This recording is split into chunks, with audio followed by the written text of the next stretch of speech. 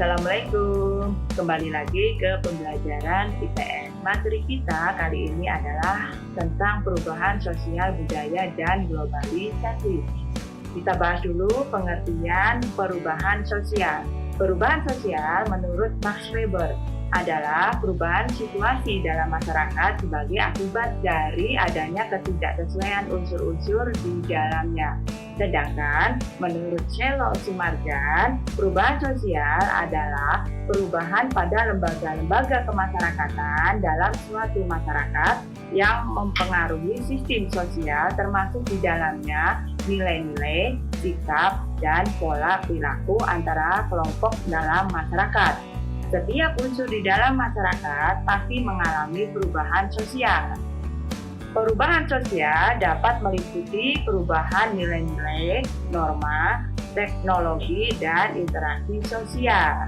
Selanjutnya, kita akan membahas ciri-ciri perubahan sosial. Ada 5 ciri-ciri perubahan sosial budaya. Yang pertama, berkelanjutan. Yang kedua, imitasi. Yang ketiga, disorganisasi sementara. Yang keempat, hubungan kausalitas atau timbal balik. Dan yang kelima adalah penggolongan watak atau yang disebut tipologis. Kita perhatikan peta konsep perubahan sosial budaya. Di sana dibagi 2. Yang pertama, bentuk perubahan sosial budaya. Kemudian yang kedua adalah faktor penghambat perubahan sosial budaya. Untuk bentuk perubahan sosial budaya, nanti kita akan bagi lagi. Yang pertama adalah perubahan sosial berdasarkan waktu. Yang kedua, perubahan sosial berdasarkan sudut pandang masyarakat. Yang ketiga, perubahan sosial berdasarkan pengaruh. Dan yang keempat, itu adalah perubahan sosial berdasarkan arah perkembangan. Kita bahas dulu perubahan sosial berdasarkan waktu. Perubahan sosial lambat atau yang disebut dengan evolusi. Perubahan evolusi membutuhkan waktu lama untuk terjadinya karena apa? Karena harus melalui tahapan-tahapan dari sederhana menjadi maju.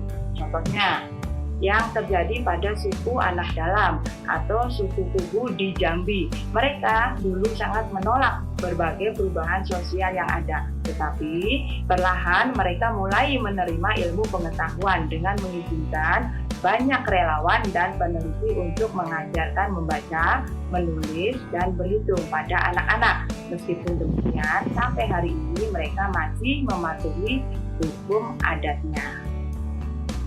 Perubahan sosial secara cepat yang disebut dengan revolusi.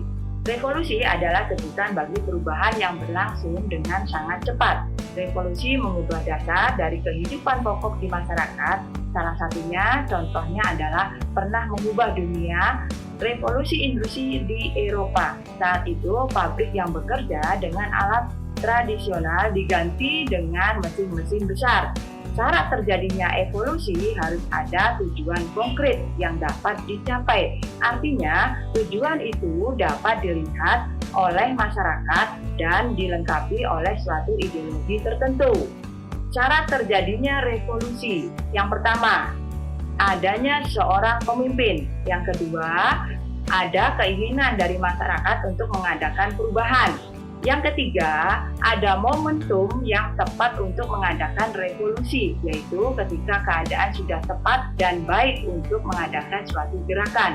Yang keempat, ada pemimpin yang dapat menampung keinginan atau aspirasi rakyat dan merumuskan aspirasi tersebut menjadi suatu program kerja. Perubahan sosial berdasarkan sudut pandang masyarakat. Yang pertama, perubahan yang dikehendaki. Perubahan yang dikehendaki adalah perubahan-perubahan yang dilakukan atas dasar perencanaan matang dari pihak yang menginginkan perubahan. Contohnya dari perubahan yang dikehendaki adalah diputuskannya kebijakan desentralisasi yang menggantikan keputusan sentralisasi. Apa itu desentralisasi dan juga sentralisasi? Desentralisasi adalah kebijakan pemerintah daerah mengurus secara mandiri keuangan dan politik daerah. Sedangkan sentralisasi adalah segala kebijakan dan keputusan yang ada di tangan pemerintah pusat. Kemudian yang kedua, perubahan yang tidak dikehendaki. Perubahan yang tidak dikehendaki adalah perubahan sosial yang ada di luar jangkauan masyarakat. Perubahan tidak terencana sering membawa masalah dan kekacauan pada masyarakat. Contohnya, perubahan sosial tidak dikehendaki adalah relokasi seluruh masyarakat suku Anak Dalam di Jambi dan Riau karena kebakaran hutan Sumatera yang diakibatkan oleh penggusuran hutan dan pembakaran hutan dilakukan secara sengaja. Perubahan sosial berdasarkan pengaruh. Yang pertama, perubahan sosial kecil. Perubahan yang tidak menyangkut seluruh unsur masyarakat dan tidak mengubah lembaga sosial yang ada di lingkungan sosial. Perubahan sosial kecil tidak memberi dampak yang besar bagi kehidupan sosial. Salah satunya adalah perubahan mode pakaian. Yang kedua, perubahan sosial besar. Perubahan yang menyangkut masyarakat secara luas dan membawa pengaruh yang berarti bagi kehidupan sosial. Contohnya, perubahan sosial besar adalah pergeseran dari masyarakat agraris ke masyarakat industri. Perubahan sosial berdasarkan arah perkembangan.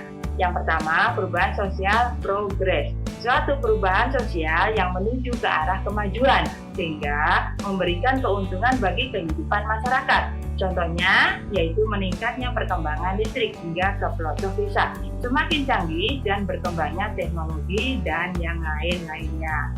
Yang kedua, itu adalah perubahan sosial regres. Suatu perubahan sosial yang menuju ke arah kemunduran sehingga dapat merugikan kehidupan masyarakat. Contohnya yaitu adanya terorisme atau pengeboman massal yang menimbulkan kematian atau korban jiwa dan merusaknya sarana infrastruktur masyarakat, menyalahgunakan obat-obat terlarang atau juga narkotika serta yang lainnya. Demikian pembahasan tentang bentuk perubahan sosial budaya dan akan kita lanjutkan kembali dengan faktor penghambat perubahan sosial budaya. Wassalamualaikum warahmatullahi wabarakatuh.